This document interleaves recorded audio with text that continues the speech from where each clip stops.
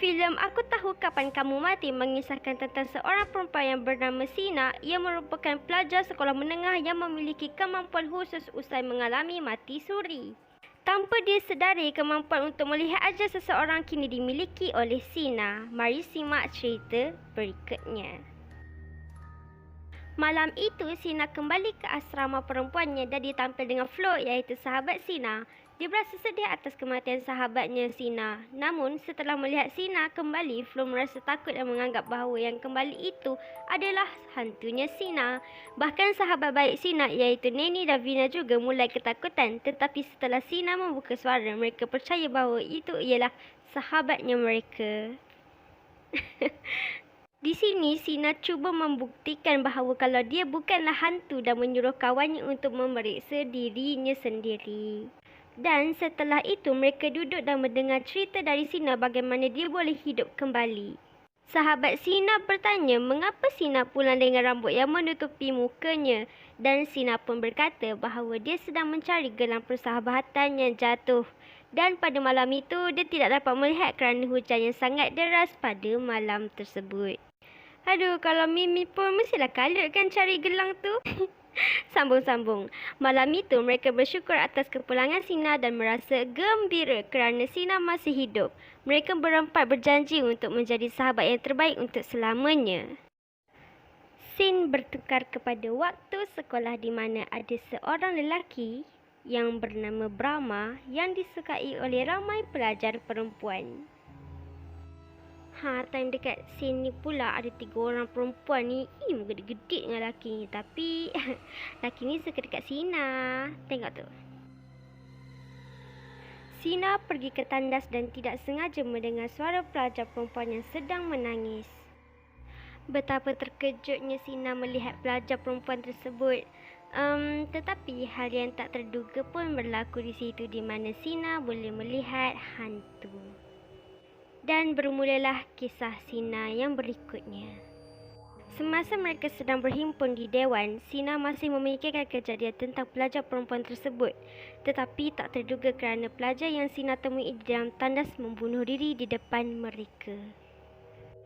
Sina pun mula menceritakan kisah tentang pelajar perempuan yang ditemui pagi tadi kepada sahabatnya.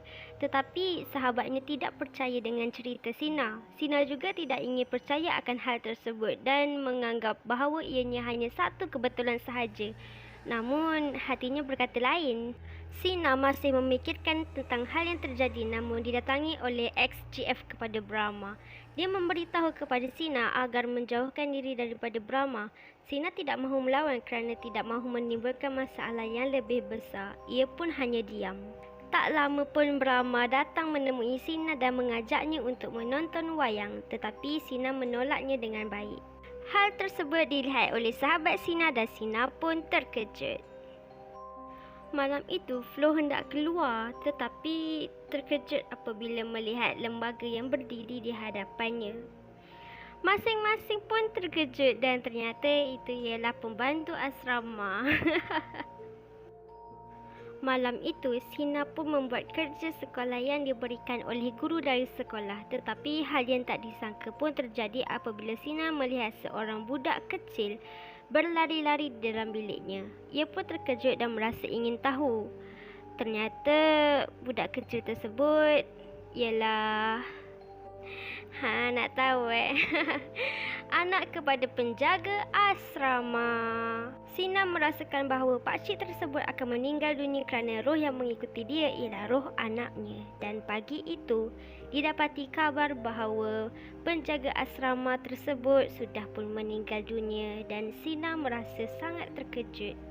Pagi itu, mereka mengutip dana-dana untuk diberikan kepada isteri penjaga asrama tersebut untuk digunakan kegunaan harian.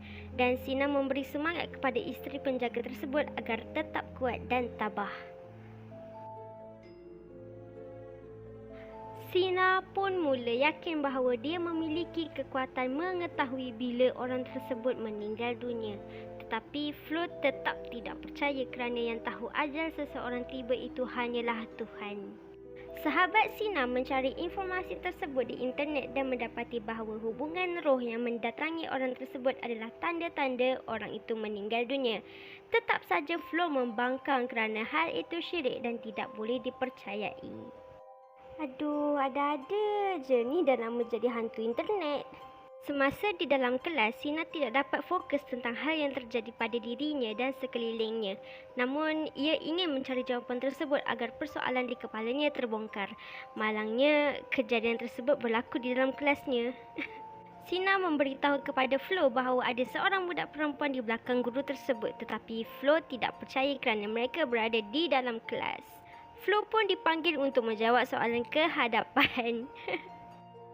Sampel berwarna biru pun diagihkan kepada seluruh pelajar sekolah untuk menghadiri pesta ulang tahun. Kat sinilah akan bermulanya kisah-kisah dilemanya Sina. Kawan Brahma pun datang dan memberitahu bahawa ada orang yang mengajak berlumba motor di malam hari itu. Brahma pun menerima tantangan tersebut. Denisa pun mengajak Brahma untuk pergi bersama, namun Brahma menegaskan bahawa mereka sudah putus dan tidak boleh kembali bersama lagi. Brahma pun mengajak Sina dan Sina pun memberikan jawapan yang sama, iaitu tidak. Ya, kerana Sina lebih memilih kawan-kawannya. Malam itu mereka pun bersiap sedia menghadiri pesta tersebut sambil menunggu Gojek online. Kalau dalam bahasa Malaysia, Mimin tak ingatlah. Haha. Dengan terkejutnya muka Sina ni sebab tak tahu kalau si Brahma ni akan jemput dia untuk pergi ke pesta tersebut. Mulalah adegan romantis diorang dekat atas motor ni. Sesampainya mereka ke pesta tersebut, Brahma pun memberikan sesuatu untuk Sina dan tidak sengaja si Denisa melihat hal tersebut. Akan tetapi bunyi loceng membuatkan Sina terpaku dan melihat ke arah sekelilingnya dan tak disangka wanita itu duduk di belakang motor Brahma. Sina pun dengan panik menuju ke arah teman-temannya untuk memberitahu hal tersebut. Tetapi Denisa hendak membicarakan hal Brahma dan Sina pun bersetuju. Denisa meminta hadiah yang diberikan kepada Sina, namun Sina melawan kerana hadiah tersebut ialah untuknya dan bukanlah Denisa. Sina menantang keras si Denisa kerana tidak menghormati pemberian orang kepada orang lain.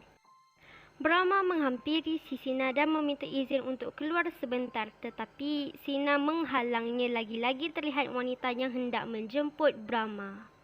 Denisa menghalang si Sina untuk Brahma pergi dan Sina menentangnya kerana hal ini bersangkut dengan nyawa Brahma. Singkat cerita, Sina dan sahabat-sahabatnya menuju ke tempat Brahma berlumba. Sina takut dan panik. Dia tidak mahu kehilangan Brahma pada saat itu. Namun Brahma memenangi perlumbaan tersebut dan Flo marah kepada Sina kerana roh yang menjemput Brahma itu tidak ada sama sekali. Namun Sina tetap berkeras kerana dia tahu yang Brahma akan mati pada malam itu. Orang-orang sekeliling bertepuk tangan menyorakin Brahma. Sahabat-sahabat Sina mula kecewa kerana sikap Sina yang sangat keras kepala. Shena menundukkan kepalanya dan tidak tahu bagaimana hendak membuat sahabatnya percaya dengan dirinya. Namun saat Brahma hendak mendekati Sina, lori yang entah dari mana pun melanggar Brahma. Dan semua yang ada di situ mula terkejut dan memandang ke arah Sina. Shena sedih dan memegang hadiah pemberian dari Brahma. Dia tersenyum mengingati kenangan singkatnya bersama Brahma. Semua orang juga bersedih atas pemergian Brahma yang sangat memilukan. Sina yakin bahawa dia dapat melihat orang yang akan pergi tak lama lagi dan dia juga memikirkan roh budak perempuan di kelas tersebut. Flo tetap tidak percaya dan dia merasa bahawa itu ialah tetap satu kebetulan sahaja. Sina yakin bahawa dia dapat melihat orang yang akan pergi tak lama lagi dan dia juga memikirkan roh budak perempuan di kelas tersebut. Flo tetap tidak percaya dan dia merasa bahawa itu ialah satu kebetulan sahaja. Tetapi aduh, Flo menelefon ibunya dan bertanyakan kabar tentang ibunya. Dia juga bertanya tentang adiknya yang sudah meninggal dunia. Saat Flo sudah mendapat jawapan dari ibunya, dia pun merasakan lega. Saat Flo membalikkan badannya, dia tidak sengaja nampak seorang budak perempuan yang melihat ke arahnya. Flo terkejut dan mengucap panjang. Dan dalam keadaan panik, Flo pun memberitahu kepada Shena dan sahabatnya yang lain. Semuanya merasa terkejut dan membantu Flo. Flo merasa sangat takut dan dia tidak mahu mati awal. Oleh itu, dia membawa Sheena dan sahabatnya lain untuk mencari budak perempuan tersebut. Dan ternyata budak perempuan tersebut ialah adik kepada Flo. Yang awal-awal tu yang Flo jumpa budak tu bukan adik dia tau. Itu adik kepada makcik penjaga asrama tu. And dekat dalam scene ni, lepas diorang dapat tahu yang budak tu adik perempuannya si Flo, diorang tak sanggup nak bagi tahu dekat si Flo and tak sanggup nak kehilangan si Flo. Tapi si Flo ni datang secara mengejut dan diorang tak dapat nak bagi tahu dekat Flo. So, Flo pun merasa kecewa time tu. Diorang pun simpan barang-barang tajam supaya Flo tak tercedera.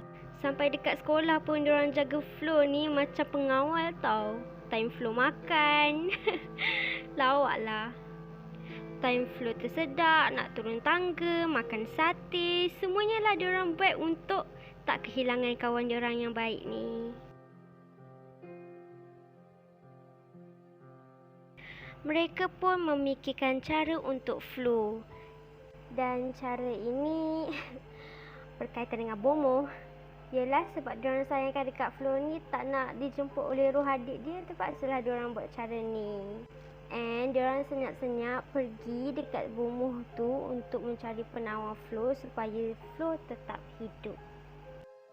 Dan waktu diorang jumpa dengan bomoh ni dah siapkan penawar ni untuk Flo supaya tak dijemput oleh adiknya.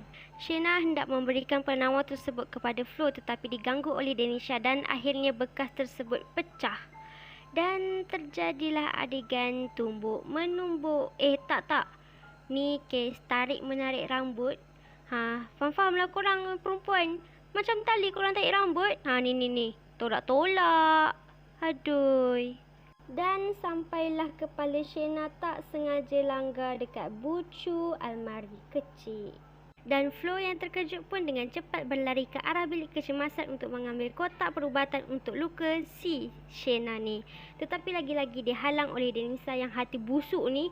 Dan Denisa pun tak sengaja menolak Flo dan Flo jatuh dari tangga. Ya Allah, kesiannya pas ni. Flo pun dimasukkan ke hospital dan dilawati oleh mereka bertiga.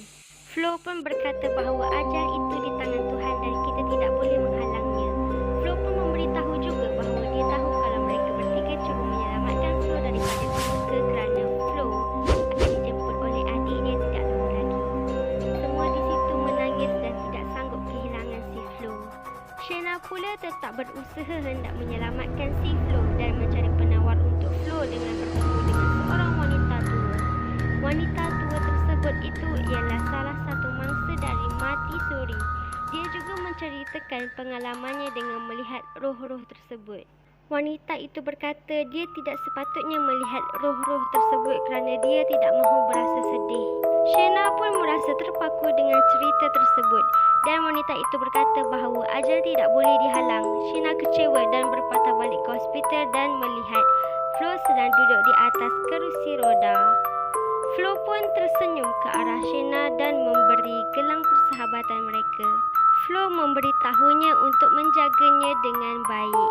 Sheena bertanyakan kepada Flo apakah dia baik-baik sahaja dan jawapan Flo, dia sedang dalam keadaan yang sangat baik.